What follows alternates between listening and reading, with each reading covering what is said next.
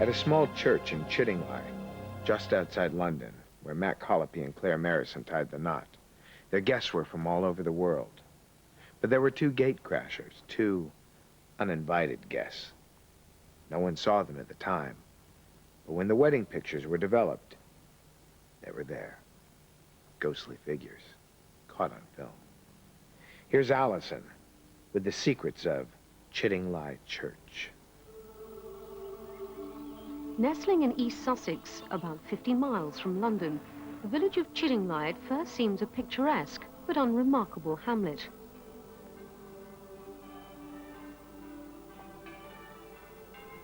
But its present-day serenity belies the undercurrent of feeling amongst villagers that all is not what it seems.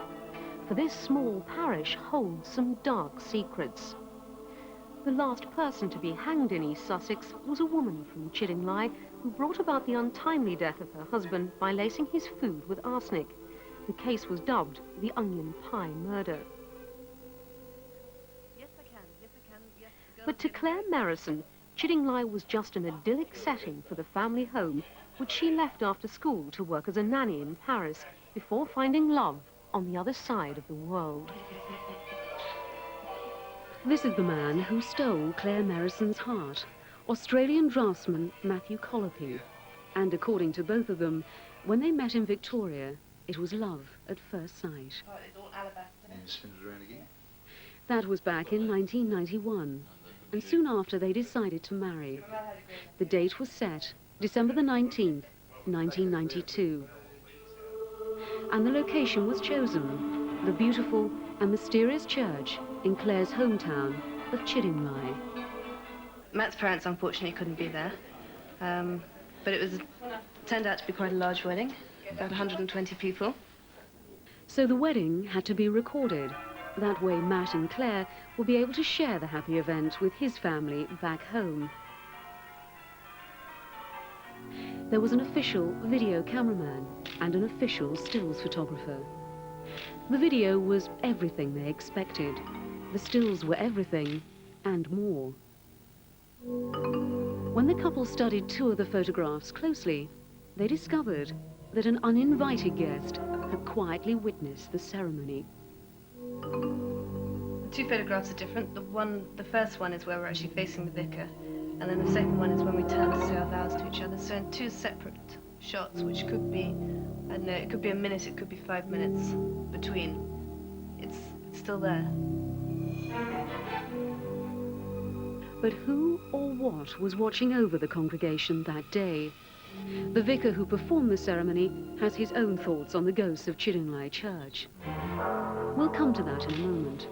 But first, there's something you should know.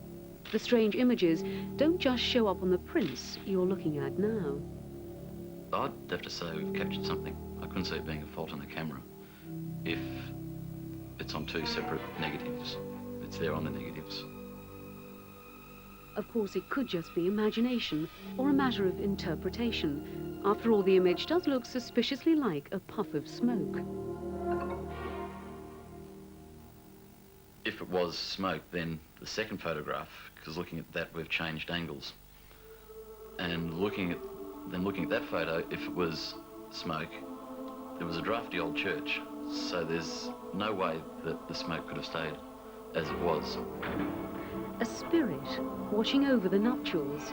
It's certainly intriguing, and even more intriguing, the apparition isn't there at all on the wedding video. The stills camera certainly captured something mysterious that day. But there is more to those two photographs than the smoky spirit in the corner. Take an even closer look, and you'll see a second uninvited guest. A second spirit, a little girl dressed in green. The big question is, exactly who were those two ghostly guests? This is where the vicar stood to conduct the wedding ceremony. And had the uninvited guest been visible to the naked eye, you would have thought he was in the best possible position to see the ghost that day. After all, he would only have had to have glanced to his left to see the spirits looking on. Patrick Amos has been the rector of Chiddingly for the last 10 years and was presiding over the service that day. The little girl who was standing approximately where I'm standing now, she appears to be wrapped in a shawl and she's watching me conduct the service, while at the same time there's a fella hovering just here, kneeling down with a book in his hand, seemingly following the words. That's how we can explain it. There's no other way to explain it. The man responsible for capturing the apparitions on film is Tom Reeves, whose family's photographic business is the oldest in the country. He is as baffled as anyone by the supernatural additions to his prints. Right, now these are the two negatives we're talking about. They're consecutive frames from a standard wedding film. The numbers tell you it's frames 15 and 16. You can tell from the side of the film. Taken on a very standard camera, the reliable old Rolleiflex. It won't allow you to do double exposures, and it's so simple. I like it because nothing ever goes wrong, but you can't play about with it, and so they are straightforward exposures. In all your years as a photographer, Tom, have you ever seen anything like this before? I never have. I mean, I've been photographing weddings for 10 years now. I've been to Chiddingly before. And it's quite extraordinary.